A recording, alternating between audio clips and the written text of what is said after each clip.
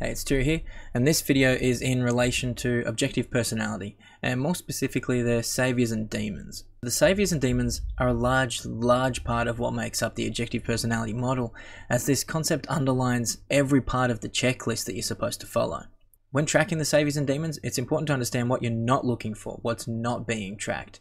So what's not being tracked is the things that people say. Just because someone says, I think outside the box, doesn't mean that they have a savior intuition. Just because someone says they like things to be organized doesn't mean they have the human need of organize as one of their saviors either. The words that people say aren't being tracked. Neither are people's actions in the moment. Spur of the moment actions aren't being tracked. What you're looking for is patterns that persist over a period of time. Just because someone backflips off a roof for a YouTube clip doesn't mean that they're a sensation savior.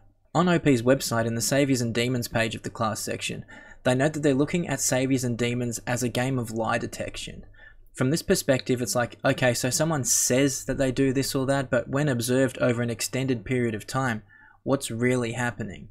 What is being tracked is how responsible we feel for a function, how much time we put into it.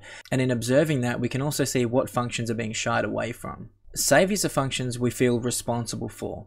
And this means they're functions a person will spend a lot of time in. You can discern saviors from demons by way of raw time spent in the functions.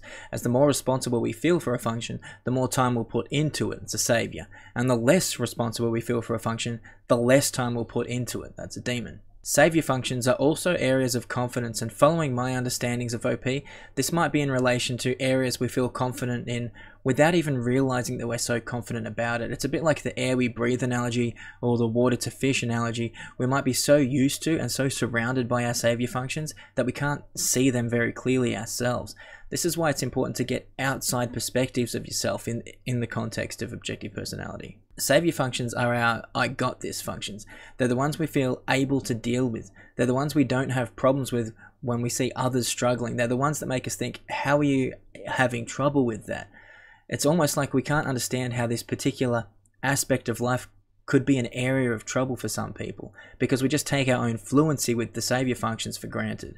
An example might be someone that is a sensation savior not being able to fully comprehend how the intuitive savior keeps having troubles with their car. Like the car needs to be maintained, it needs oil, it needs petrol, you have to take care of it obviously.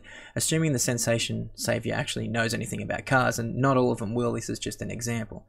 They're not going to understand why the intuitive savior keeps running out of fuel. Do you not notice the fuel gauge? Do you not hear the low fuel beeps? What's your problem with this part of your life? They're not going to understand why the intuitive savior only puts air in their tires maybe once a year, and that's only because they get told to since they're about to go on a longer trip. The savior function is so fluid that we take it for granted and have a hard time even being able to comprehend that other people have problems with these aspects.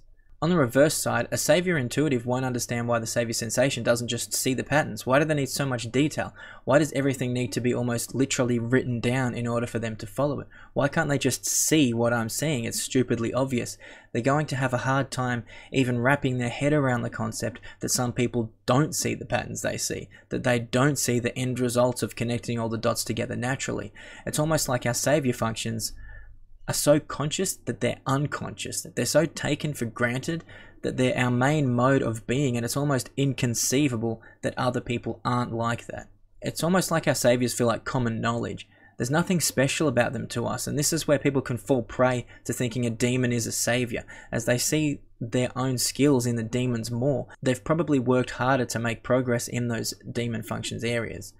Those demon functions have a more mystical and magical aura about them, but not many people are self-aware enough or honest enough to admit this kind of thing. The demon functions, along with being aspects that are interesting and intriguing to us, are also things we don't want to actually deal with all of the time. We'd rather push our demon functions off onto others. We don't want to be responsible for them. In short doses, sure, but as our actual savior functions, no chance. OP notes a fear and pain aspect of the demon functions. They've got them listed as a function that basically just happens to us. Why does this function keep happening to me? What this implies is a lack of control over the demon functions. They're outside of our wheelhouse. We're not confident in this area naturally as we don't spend much time there. So we don't master our demons without deliberately heading down the path of self-development. So in a sense, we don't really understand them.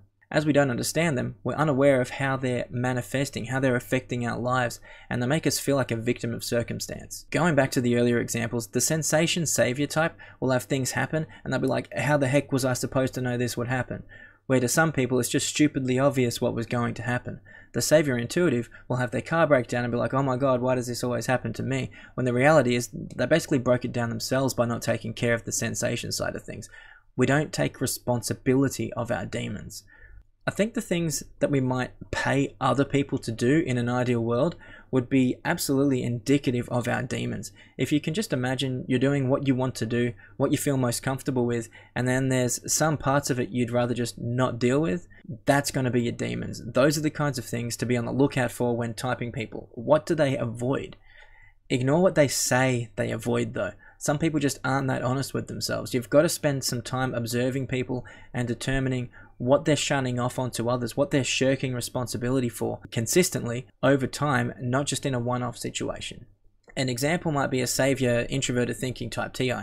They might like to pay someone else to deal with the social media side of their business. They'd rather someone else be the friendly face that people deal with, that kind of thing. They don't want to actually do the whole people part.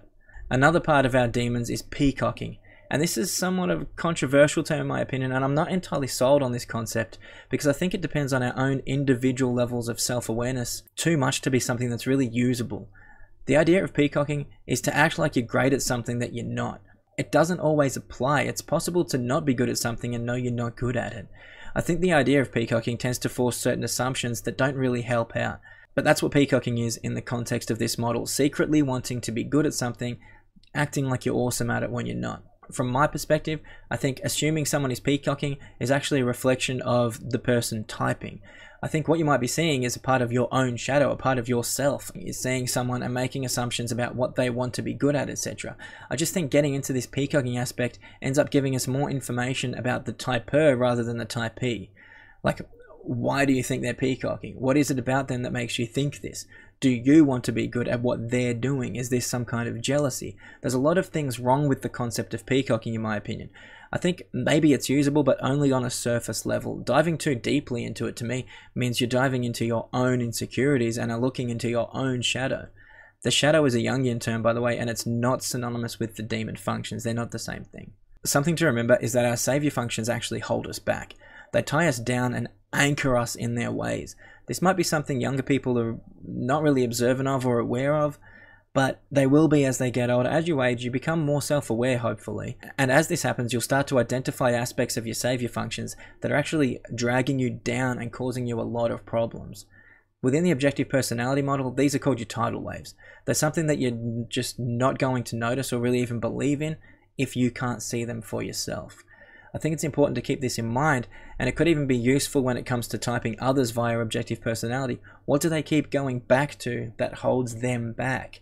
What's their vices? What part of their life or world is behaving like an anchor? What's something that's so comfortable for them that they have a hard time branching out and escaping it to be something more or to get something done that they need to or want to do, etc.? That's likely their savior function pretty much suffocating them. Anyway, that's it from me. As always, this is just my thoughts and my opinions on this kind of stuff. Don't take it as gospel. If you learned something, awesome. If not, well, you actually did. You learned that you didn't learn anything from this video. Cheerio.